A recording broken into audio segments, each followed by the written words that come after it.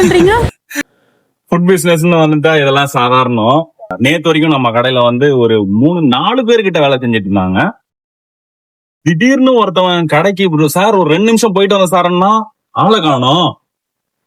ஒருத்தவன் ஊருக்கு போனா இன்னும் வரல. இந்த மாதிரி திடீர்னு பிரச்சனைகளை தான் வந்து பெட்ஷீட் மாதிரி போத்துக்கிட்டே தூங்கணும். இந்த மாதிரி ஃபுட் பிசினஸ் வந்தோம்னா தினம் ஒரு பிரச்சனை நான் ஆல்ரெடி நிறைய வீடியோ பண்ணியிருக்கேன். இன்னைக்கு பிரச்சனை வந்து மேன் பவரே இல்ல சுத்தமா. இன்னைக்கு ஃபெஸ்டிவல் அதுவுமா ஒரு 200 பில்லு, அதுவும் வந்து ஒரு மேன் பவரே இல்லாம இன்னைக்கு சமாளிச்சிருக்கோம். 4 பேர் வேலையை விட்டு போயிட்டாங்க. சோ இப்படிப்பட்ட சூழ்நிலையில ஃபுட் பிசினஸ்க்கு நீங்க யாராவது வரணும்னு ஆசைப்பட்டீங்கன்னா தர லெவல்ல இறங்கி வேலை செய்யறதுக்கு ரெடியா இருந்தா மட்டும் வாங்க. நான் வந்து ஒரு 100 பேரை வேலை போட்டு ஆள் போட்டு நான் வேலை செய்வோம் அப்படின்னு நினைச்சீங்கன்னா தயவு செஞ்சு இந்த ஃபீல்டுக்கு வந்துடாதீங்க. ஏன்னா திடீர்னு ஆள் இருக்க மாட்டானுங்க, கிளம்பிடுவானுங்க. சோ பாத்துக்கோங்க மக்களே. உங்க ஃப்ரெண்ட்ஸ் யாராச்சும் வா மச்சான் ஃபுட் பிசினஸ் ஆரம்பிப்போம், ஹோட்டல் ஆரம்பிப்போம், லட்சத்துல சம்பாதிப்போம் அப்படின்னு சொன்னானுங்கன்னா அவங்களுக்கு இப்படி ஒரு கஷ்டம் இருக்குன்றதையும் சொல்லுங்க.